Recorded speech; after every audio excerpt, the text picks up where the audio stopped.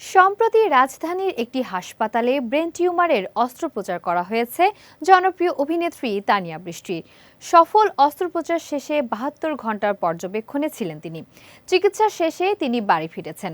শারীরিক অবস্থার উন্নতি হওয়ায় তাকে হাসপাতাল থেকে ছাড়পত্র দেওয়া হয়। বর্তমানে বাসায় থেকে চিকিৎসকদের পরামর্শ অনুযায়ী বিশ্রামে আছেন তিনি। হাসপাতাল সূত্রে জানা গেছে, সার্জারিটি সফল হয়েছে এবং অপারেশনের পর তাকে নিবিড় পর্যবেক্ষণে রাখা হয়। বিষয়টি নিশ্চিত করেছেন নির্মাতা সকাল আহমেদ। তিনি বলেন, অস্ত্রোপচার সফলভাবে সম্পন্ন হওয়ার পর চিকিৎসকরা তাকে পর্যবেক্ষণে রাখেন। এখন তানিয়া আগের চেয়ে অনেকটা স্থিতিশীল এবং ধীরে ধীরে সুস্থতার দিকে এগোচ্ছেন। এর আগে ১৪ ফেব্রুয়ারি সামাজিক যোগাযোগ মাধ্যমে নিজের অসুস্থতার খবর জানান তানিয়া বৃষ্টি।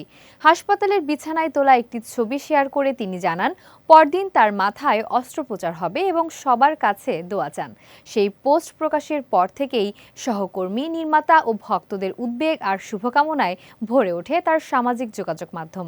এদিকে পরিবারের পক্ষ থেকে জানানো হয়েছে, চিকিৎসকদের পরামর্শ অনুযায়ী এই মুহূর্তে তার সম্পূর্ণ বিশ্রাম প্রয়োজন।